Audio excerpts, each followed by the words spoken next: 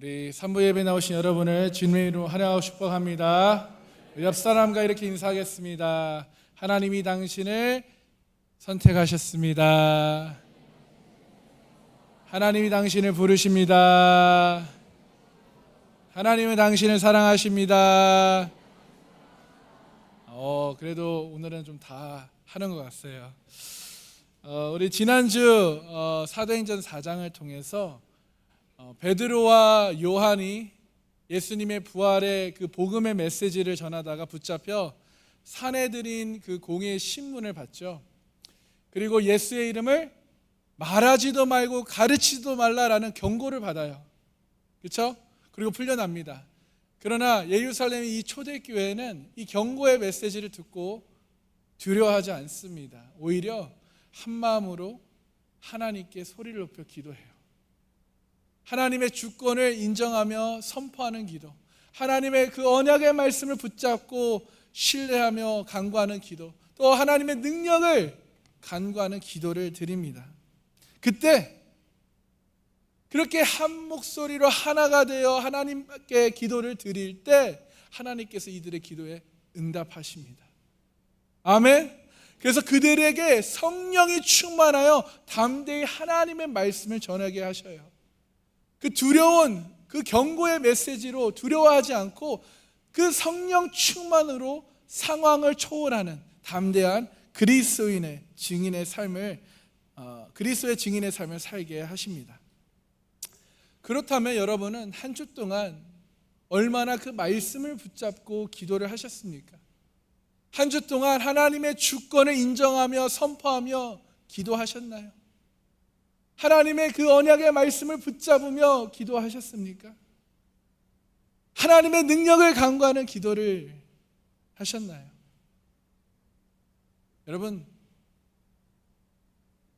여러분이 정말 하나가 되어, 여러분의 셀이 하나가 되어 한 마음으로 하나님 앞에 소리를 높여 기도했을 때 여러분의 그 상황과 환경을 초월하는 능력이 임한 줄 믿습니다. 기도를 통해 복음의 열정이 불타오르기를 소망합니다. 그래서 성령 충만한 그리스도의 증인이 되시기를 축복합니다. 그러면서 오늘 사도행전 2장을 우리가 함께 나누기를 원하는데요, 오늘 사도행전 2장을 통해 오순절 그들이 성령의 충만함을 받은 이야기를 나눌 것인데, 여러분 이 본문은 많이 접해 보셨을 거예요. 120명의 그 성도들이 예수님께서 성령을 보내주시겠다는 그 약속의 언약의 말씀을 붙잡고 그들이 함께 모여 기도를 합니다. 함께 모여 기도하는 게 중요해요, 여러분. 성령님이 그때 역사하셔서 그들 안에 충만하게 임하십니다. 그렇습니다, 여러분. 하나님은 우리에게, 저와 여러분에게 성령님을 보내주셔서 성령님으로 충만케 하셔요. 믿으십니까? 여러분, 누가복음에서 예수님께서 마지막 그 승천하실 때 제자들에게 하신 말씀이 누가복음 24장 48절 49절에 기록되어 있는데요, 말씀하시기를 함께 읽겠습니다. 너희는 이 모든 일의 증인이라. 볼지어다 내가 내 아버지께서 약속하신 것을 너에게 보내리니 너희는 위로부터 능력으로 입혀질 때까지 이 성에 머물라 하시니라. 아멘. 지금 예수님께서는 아버지께서 약속하신 것을 너희에게 보내겠다, 그러면서 성령으로 세례를 받아라. 너희는 위로부터 능력이 입혀질 때까지 이 성에, 예루살렘 성에 머물러 있어라.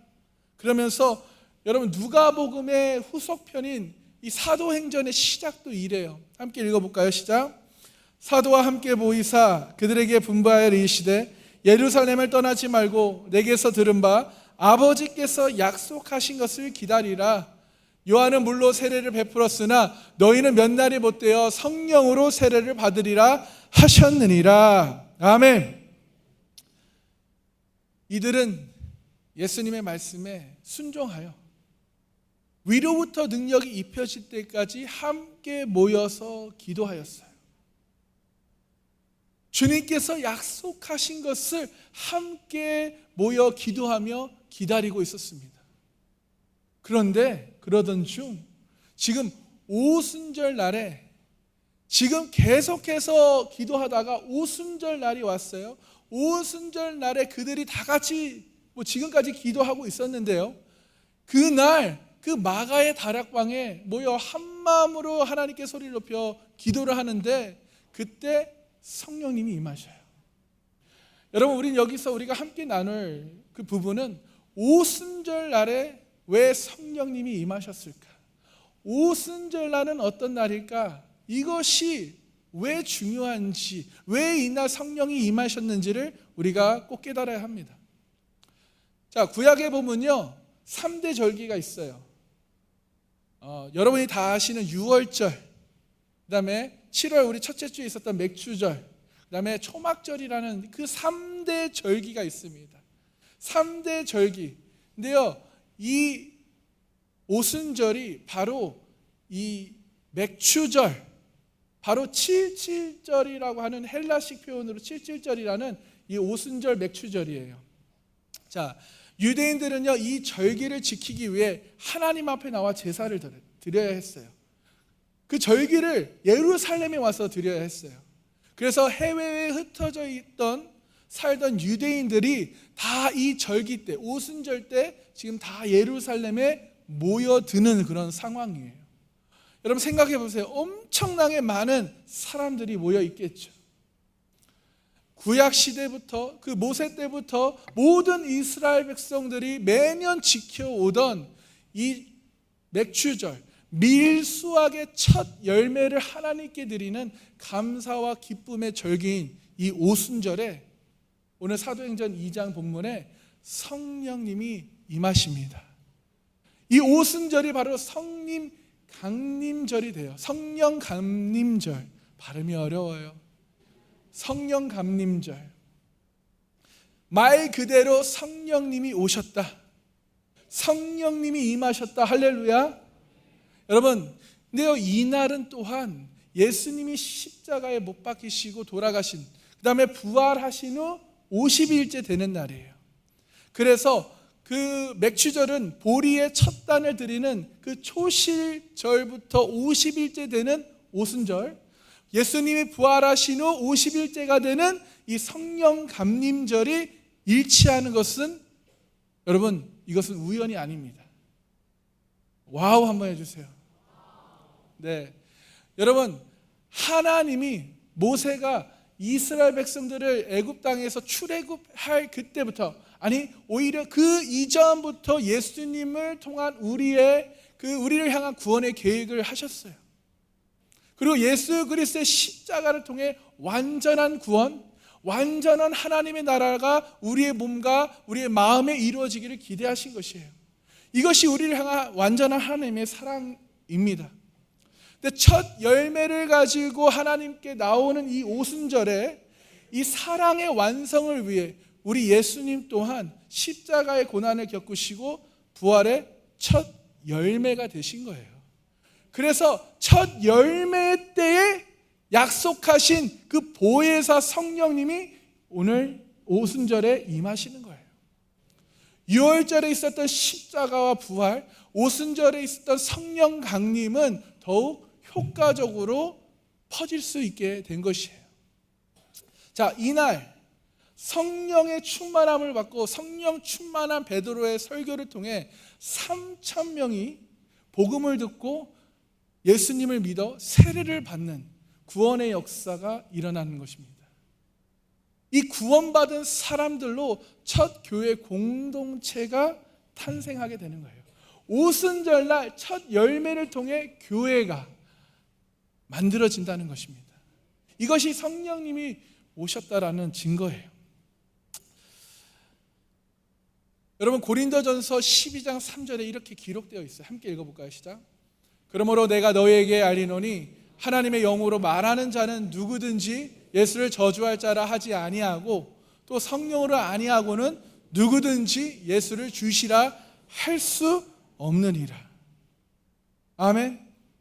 성령이 오신 이유는 지금 복음을 듣고 그 복음을 통해 예수님을 믿어 예수님을 주라 시인할 수 있게, 믿을 수 있게 하시기 위해서 성령님이 오신 거예요.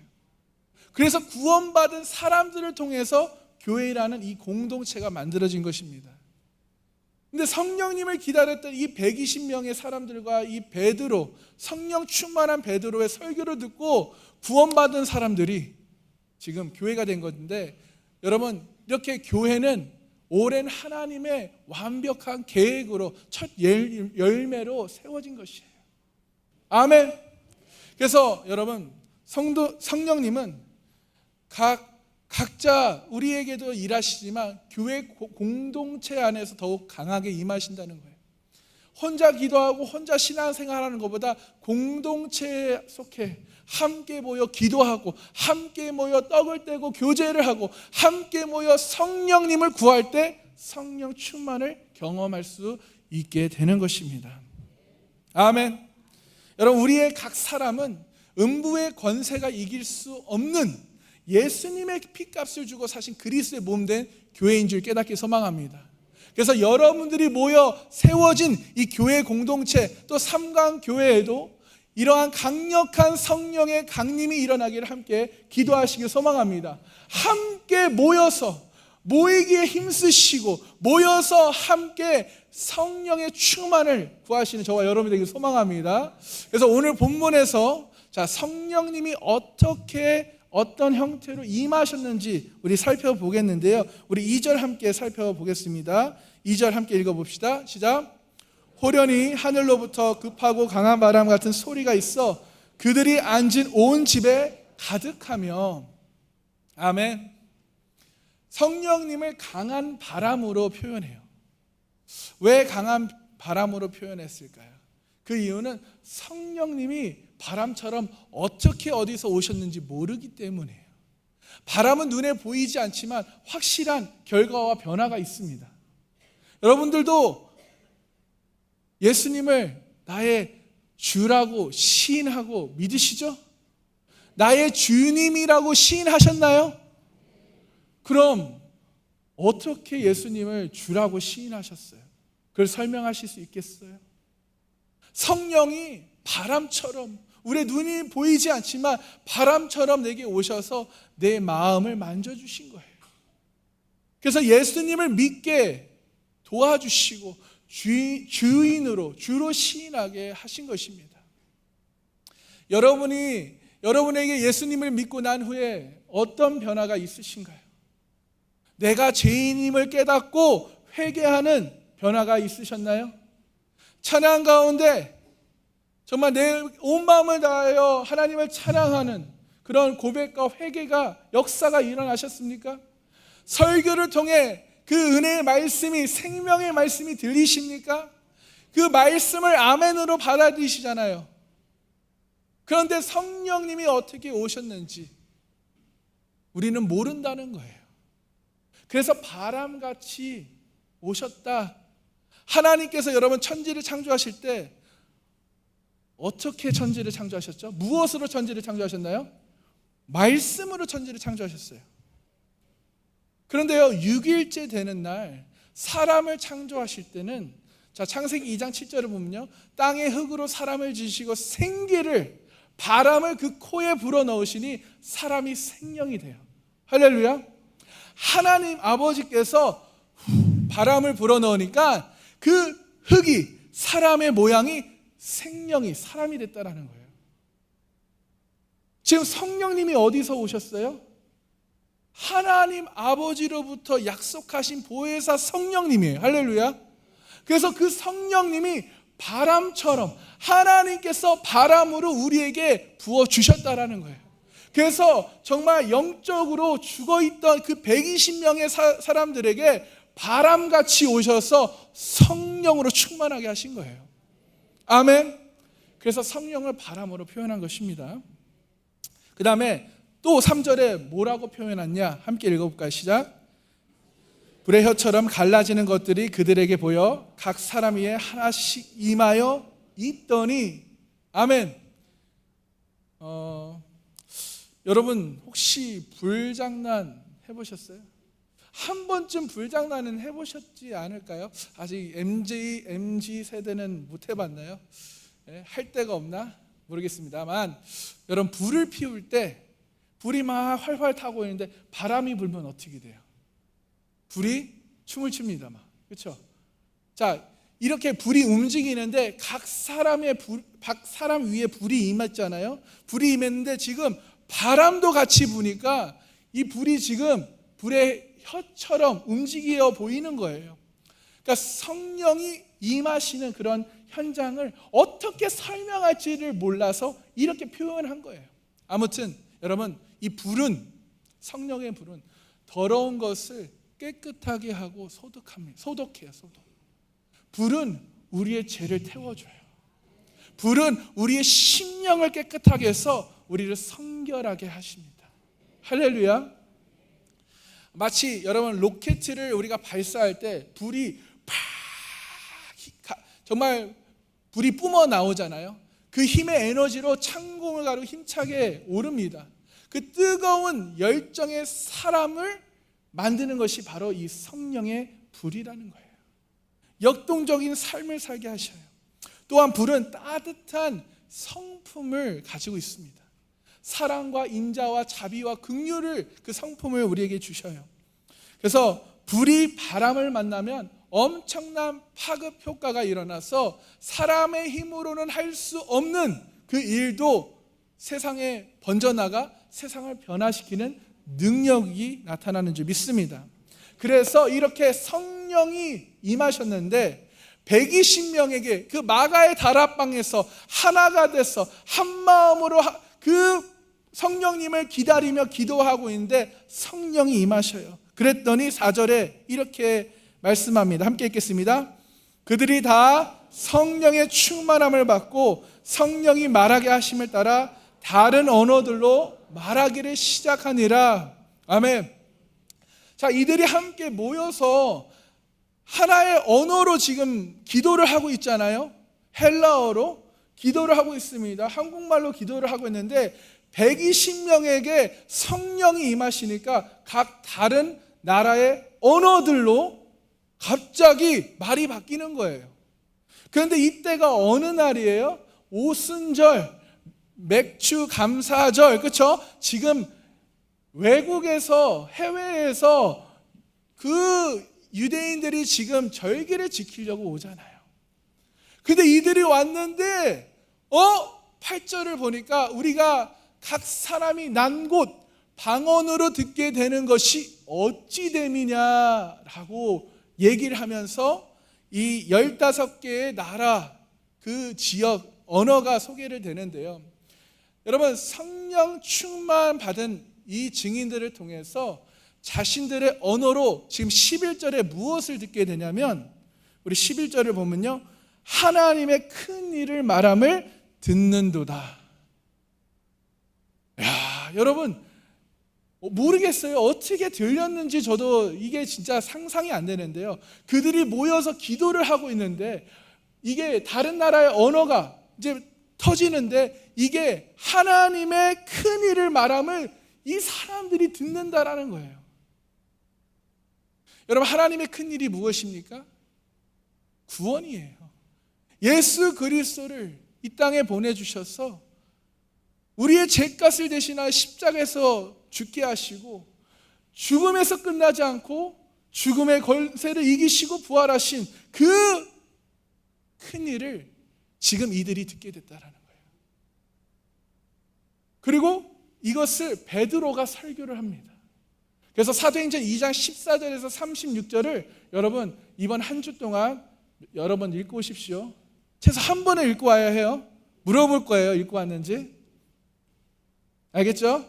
베드로의 설교를 읽고 오세요. 자, 그래서 15개의 나라의 언어, 여러분 15개의 나라 다 다릅니다. 그러나 성령이 임하시니까 이들이 다 알아듣게 된다는 거예요. 참 놀라운 능력이지 않습니까? 그렇습니다. 여러분, 성령이 임하심은 그 성령이 임하심으로 정말 유럽과 중동과 아프리카로 복음이 퍼져나갔어요. 이 엄청난 일을 누가 하셨나요? 성령님을 통해 일어나게 하셨다라는 거예요. 할렐루야. 자, 그래서 오늘 우리가 함께 나눌 것은 이 오순절 성령의 특징을 우리가 함께 나누기 원합니다. 왜 오순절 성령의 특징? 성령님은 뭐가 다른가? 자, 첫 번째, 이 오순절의 성령은요, 우리를 떠나지 아니하시고 우리 안에 영원히 내주하십니다. 구약에 보면요, 성령의 영이 감동했다가 떠나셨다가 감동했다가 떠나셨다가 막 이래요. 삼손을 봐도요, 감동할 때는요 막 사자를 찢어 죽입니다. 그런데 죄를 지으면요 성령이 떠나가셔요. 자, 다윗이 밧세바를 범하고 범죄를 한 다음에 시편 51편을 기록해요. 그 51편 11절에 이렇게 말씀합니다. 함께 읽어보기 원해요. 시작. 나를 주 앞에서 쫓아내지 마시며 주의 성령을 내게서 거두지 마소서. 주의 성령을 거두지 마옵소서. 이 찬양 알아요, 여러분? 네. 2부 때는 반응이 좋았는데. 자, 지금 다윗이 죄를 짓고 지금 뭐가 지금 가장 두려운 거예요? 뭐가 가장 괴로운 거예요? 성령님이 자신에게서 떠나가는 것이 지금 두렵고 괴로운 거예요. 그래서 성령님, 주여 주의 성령을 내게 거두지 마소서, 떠나가지 마소서라는 간절한 기도를 드립니다. 근데 오순절 성령님의 특징은 영원히 우리와 함께 하신다는 거예요. 아멘. 자, 그것을 말씀으로 우리가 답을 얻는데요. 고린도후서 5장 5절 함께 읽어볼까요? 시작. 곧 이것을 우리에게 이루게 하시고 보증으로 성령을 우리에게 주신 이는 하나님이시라. 보증으로, 성령을 우리에게 보증으로 누가 주셨다고요? 하나님께서 바람으로 불같이 우리에게 주셨다라는 거예요. 할렐루야.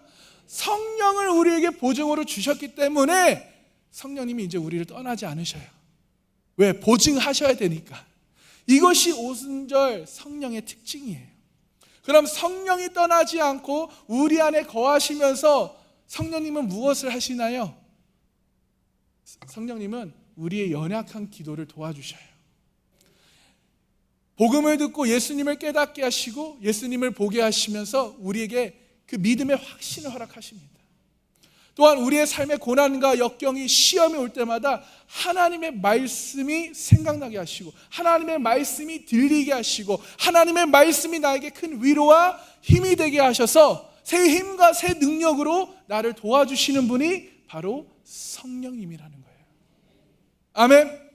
그래서 성령님은 말씀과 기도로 우리를 권면하시고 우리를 도우시고 새 힘과 생능력을 주셔서 우리로 하여금 이 상황과 환경에서, 환난에서 이겨나게, 승리하게 역사하시는 줄 믿으시길 소망합니다.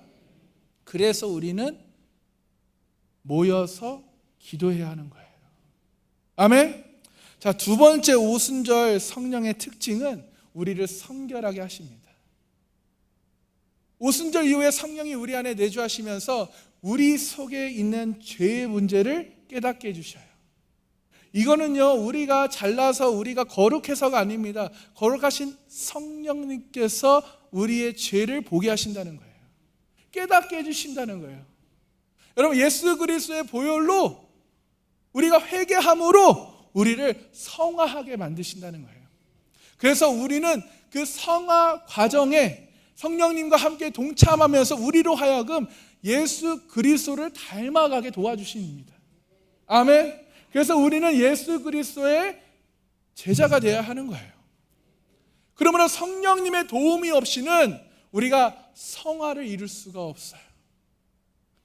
왜냐하면 여러분, 우리는 그 죄 속에 있기 때문에, 우리는 죄인이기 때문에 우리가 죄를 짓고 나면 내 손이, 내가 더럽다라는 것을 성령님이 도움 없이는 우리가 깨닫지 못한다는 거예요.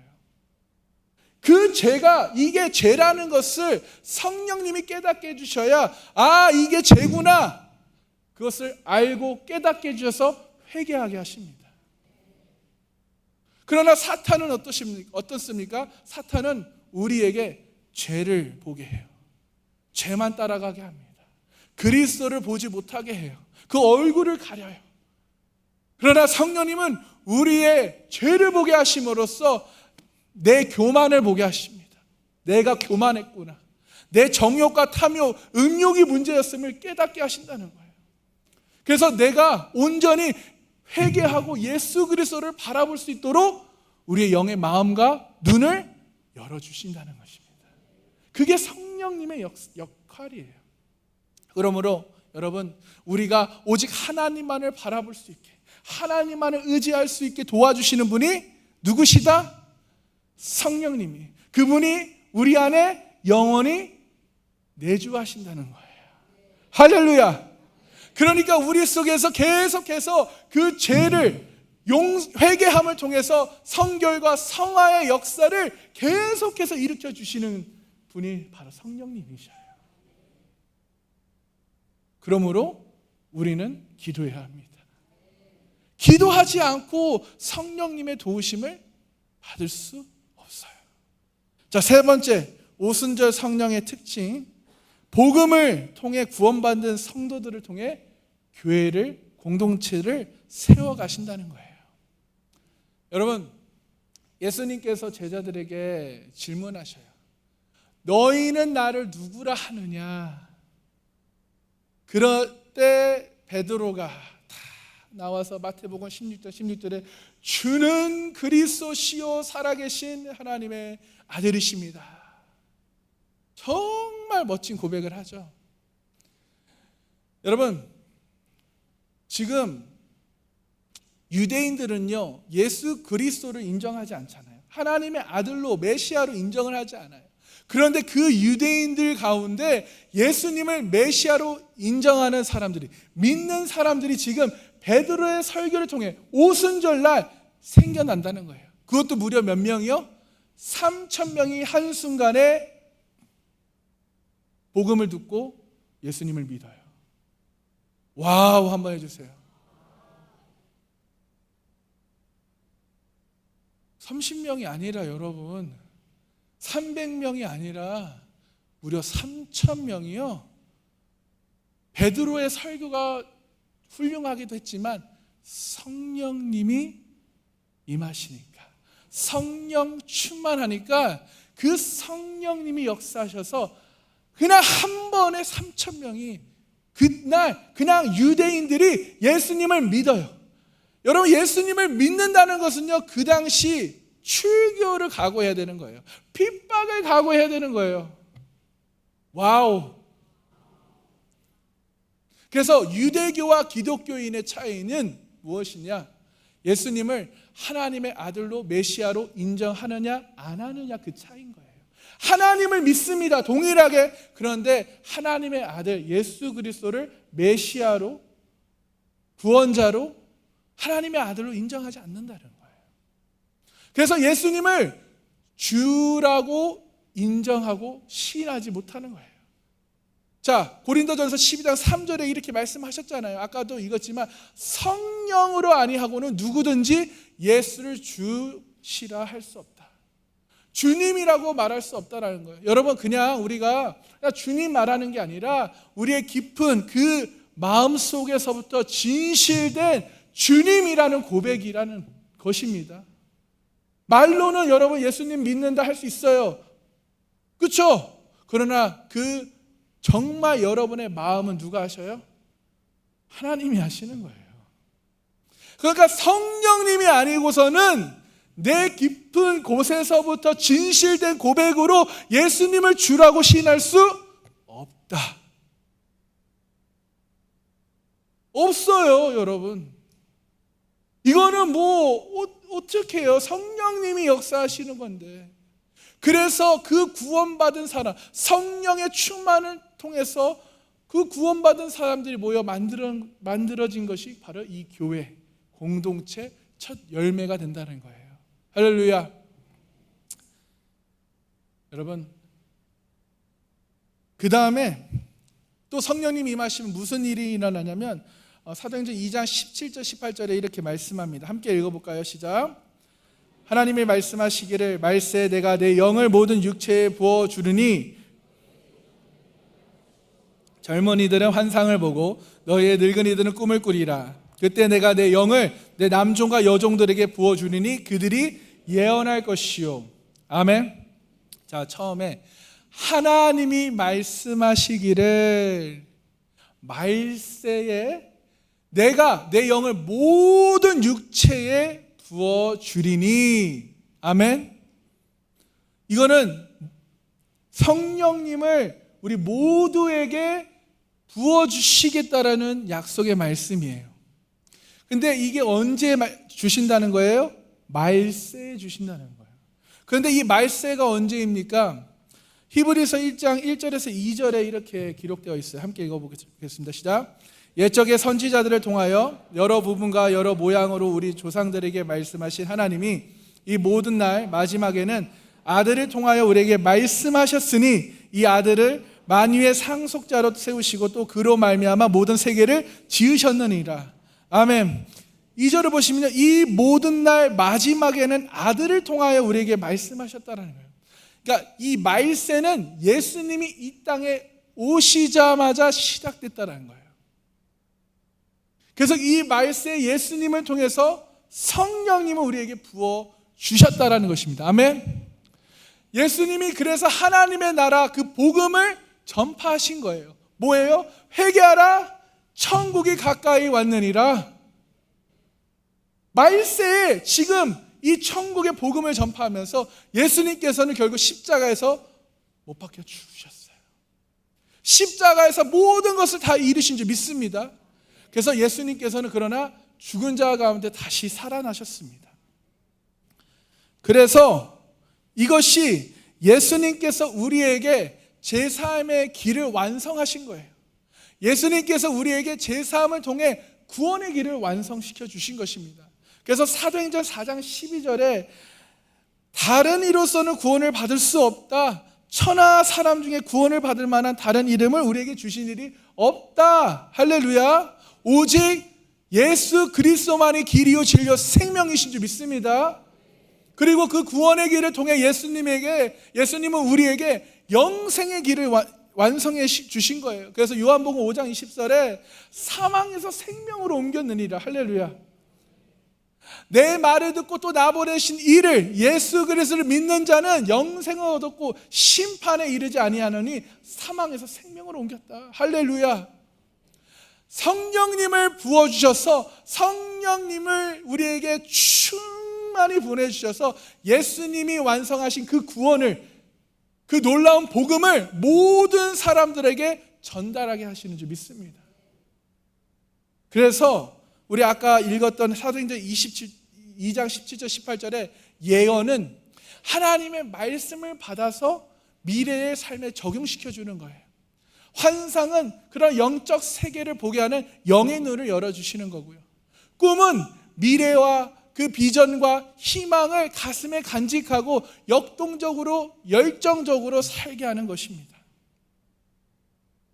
그래서 여러분 모두 성령 충만함을 받아 예언하시길 축복합니다.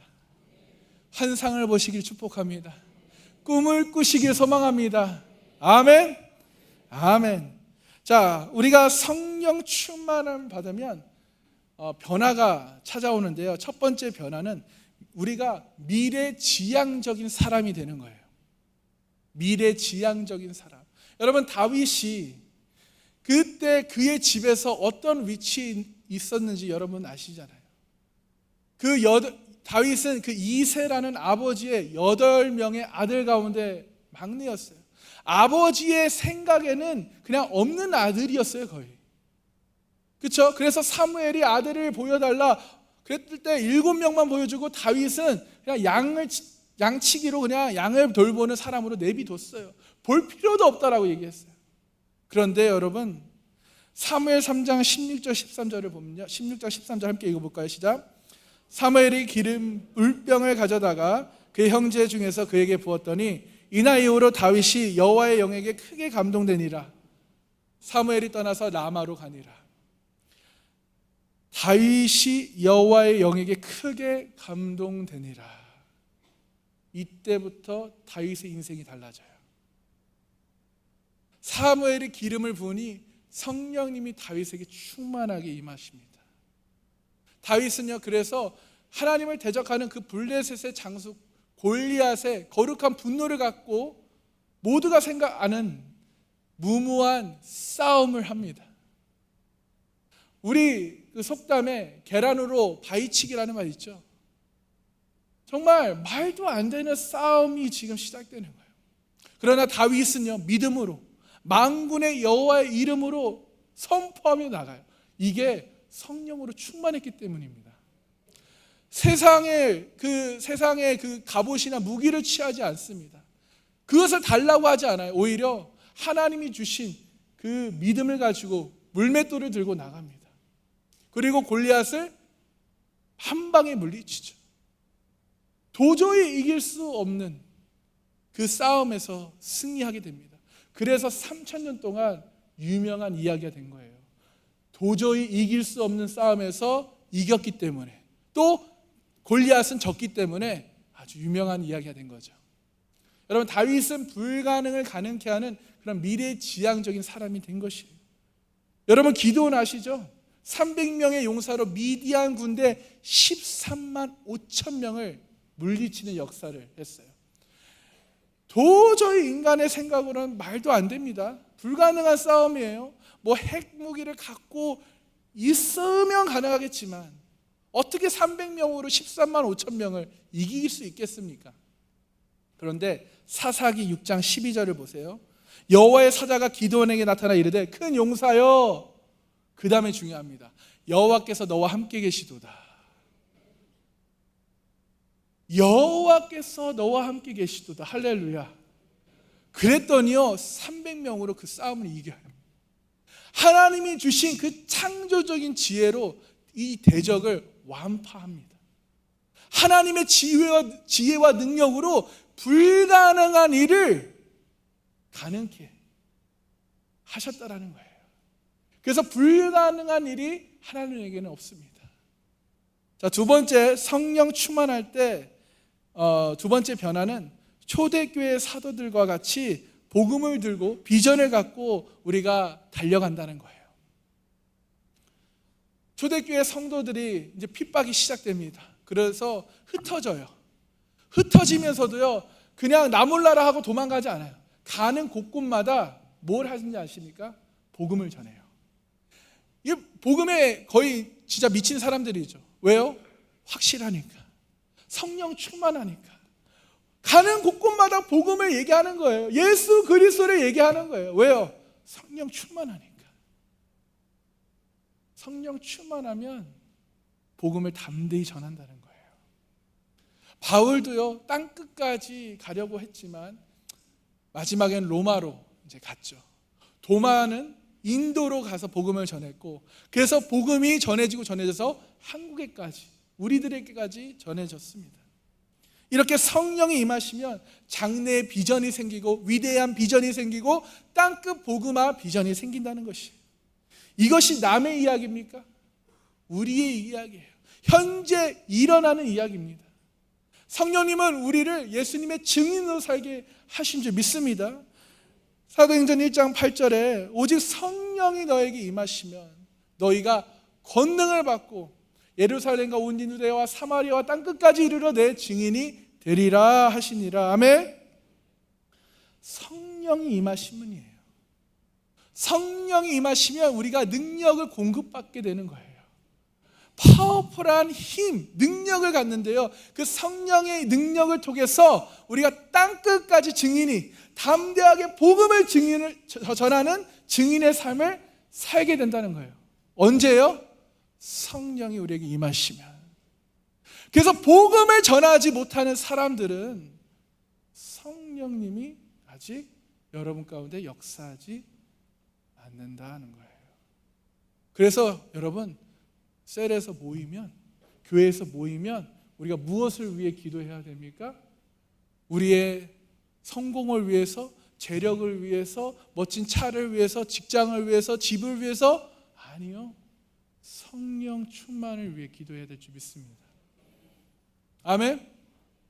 성령이 임하셔야 우리가 성령의 충만함을 통해 그 땅끝까지, 우리가 끝까지, 남은 인생 끝까지 주님의 증인이 되는 것이에요. 아멘. 그러므로 성령의 충만함을 구하시는 복된 우리 상강교회 성도님 되시길 소망합니다. 여러분, 지금 한국 교회가 위기다, 교회의 부흥이 어렵다, 전도가 안 된다, 이런 이야기들이 지금 난무해요. 여러분들도 그렇게 생각하십니까? 한국 교회 진짜 위기입니다. 이거는 팩트예요. 근데 교회의 부흥이 어렵다, 전도가 안 된다, 해보셨어요? 어디까지 해보셨어요? 복음을 그렇게 끝까지 전해보셨어요? 안 해보고서 뭐 어렵다 안 된다 얘기를 합니까? 우리가 어떻게 해야 돼요? 한국교회가 위기니까 나 몰라 하고 교회를 떠나면 돼요? 그냥 주일만 교회 나와 썬데이 크리스천으로 살면 됩니까? 부흥이 어려우니까, 전도가 안 된다니까 그냥 복음을 전하지 말고 포기하고 봉사 섬김도 하지 말고 그냥 주일 예배 잠깐 드리고 내 취미 생활하고 내가 하고 싶은 대로 예수님 믿고 세상 사랑하고 하나님 사랑하고 그렇게 내 마음대로 살면 돼요?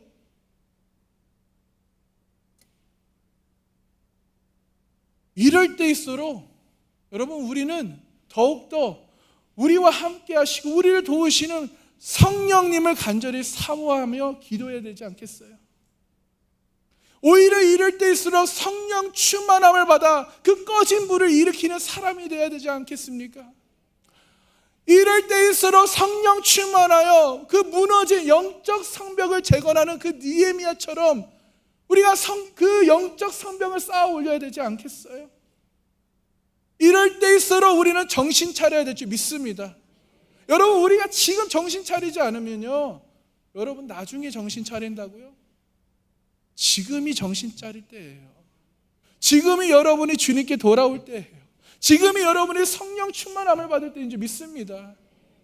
그래서 오히려 이럴 때일수록 정신 차리고 주님과의 친밀한 관계가 회복되어야 되고 친밀한 관계가 발전되어야 된다는 것이에요. 에베소서 4장 30절에 뭐라고 말씀하십니까? 하나님의 성령을 근심하게 하지 말라. 근심하게 하는 성령님을 근심하게 하십니까? 데살로니가전서 5장 19절에 뭐라고 말씀하세요? 성령을 소멸하지 말라. 여러분, 혹시 성령님을 근심하게 하는 죄를 통해서 성령 충만이 소멸되고 있지는 않으십니까?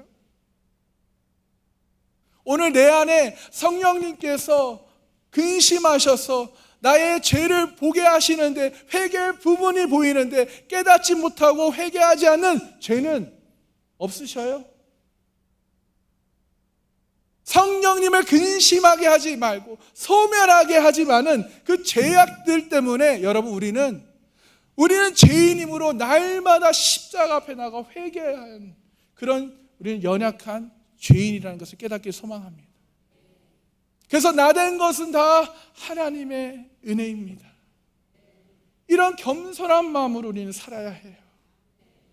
오늘 내 안에 성령님께서 근심하셔서 회개할 부분, 여러분, 그것이 있는지 없는지 확인하시길 소망합니다. 여러분, 그 신약에 빌레몬이라는 사람이 나와요. 이 빌레몬의 노예였던 오네시모라는 사람이요, 이 종이 주인의 돈을 훔쳐서 도망가 방황하며 살다가 잡혀요. 그런데 바울을 만나서 다시 복음을 듣습니다. 복음을 듣고 그가 자신의 죄를 돌아보고 회개해요. 그리고 변화를 받아요. 복음을 듣고 받아들여 유익한 자로 바뀌게 됩니다. 오늘 우리 오순절 성령 강림이 임한 그 마가의 다락방의 주인의 아들 이 마가도요, 바나바의 조카 마가가 바울과 바나바가 1차 전도 선교 여행을 떠났을 때 함께 동참했어요.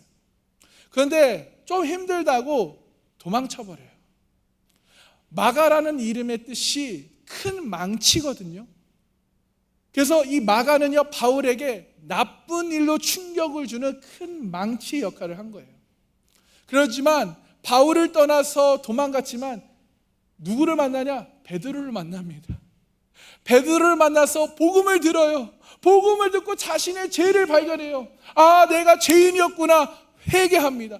회개했더니 성령 충만으로 변화받아요. 그리고 로마에 가서 베드로와 함께 복음을 전하며 사역을 합니다. 후에는 바울과 다시 동역을 하게 되죠. 나중에는요, 그가 복음을 두고 애굽에 그 알렉산드리아로 가요. 거기서 선교가 힘들다고 도망갔던 이 마가가 다시 복음을 듣고 회개해서 자신이 제 이름을 깨달아서 회개하는데 변화를 받아 성령 충만해져요. 그랬더니 다시 선교지로 돌아와 복음을 전하며 순교합니다. 마가가 전한 이 복음을 듣고요, 애굽인들이 예수님을 믿게 되는데, 그 애굽인들이 세운 교회가 콥틱 교회, 또 혹은 콥트 교회라고 해요.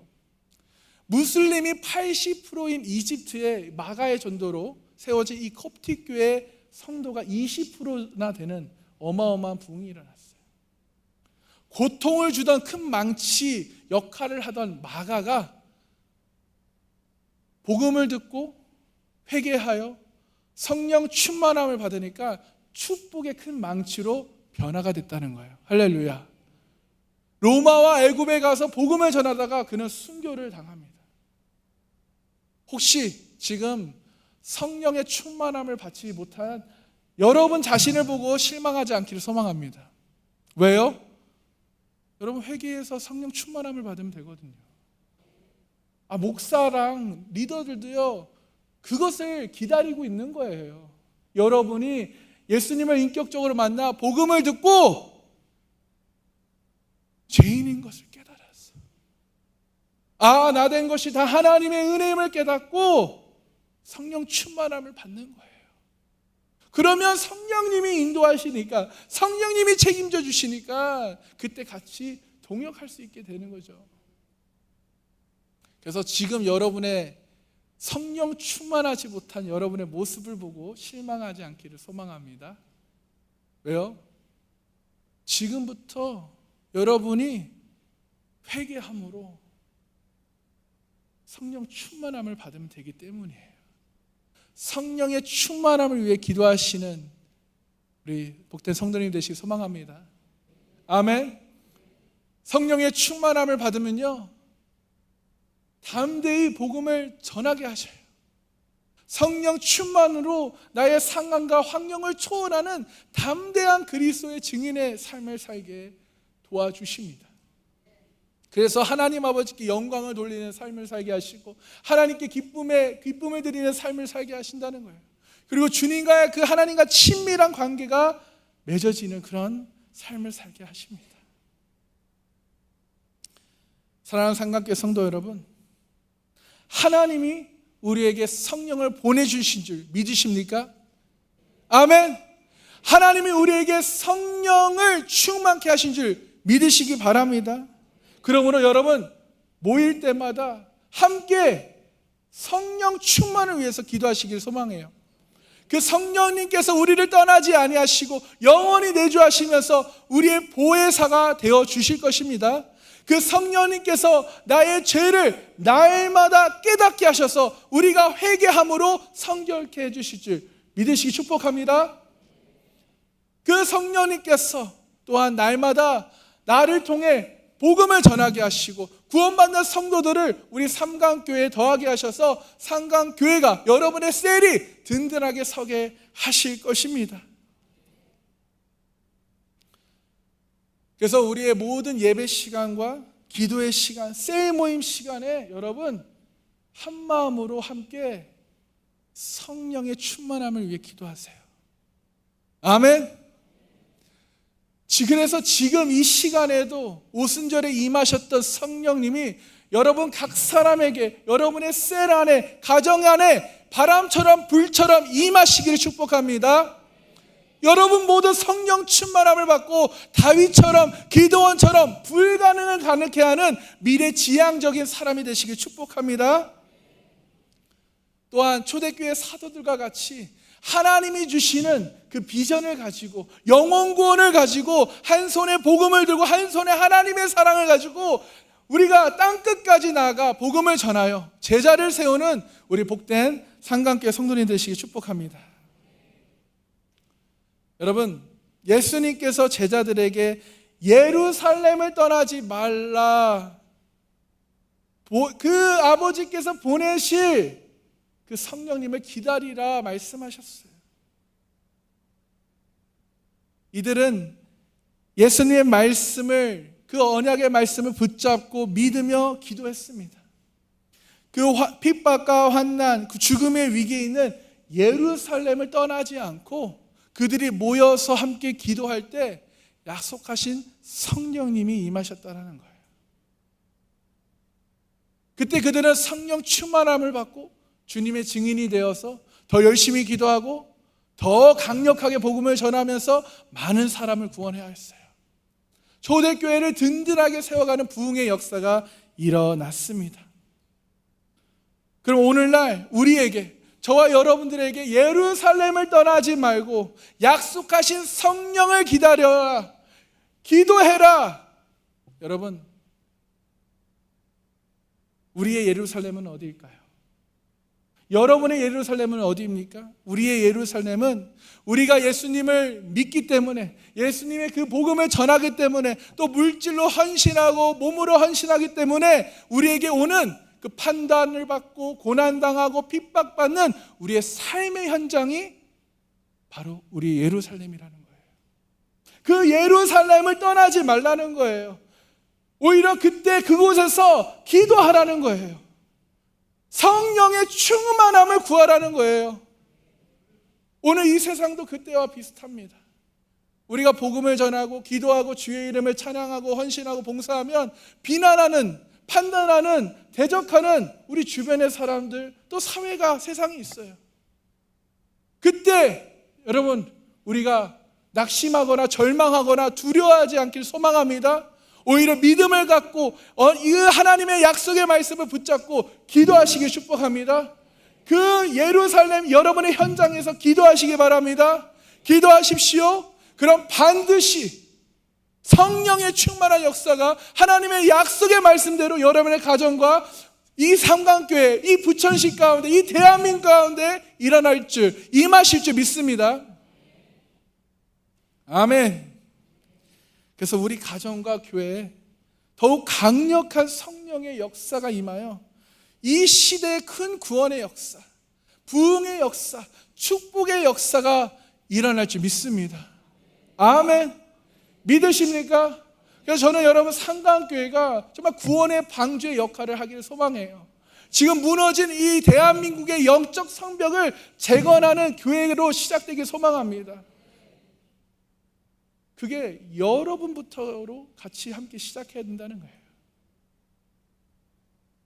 그러므로 예루살렘을 떠나지 말고 우리의 그 삶의 고난의 현장을 피하지 말고 오히려 그럴 때일수록 모여서 기도하시는, 함께 기도함으로 성령의 충만함을 사모하며 기도하시는 우리 주님의 증인들이 되시길 소망합니다. 아멘. 여러분들이 함께 모여 기도할 때 성령님이 그 공간 가운데 임하실 줄 믿으시기 축복합니다. 우리 함께 기도하겠습니다.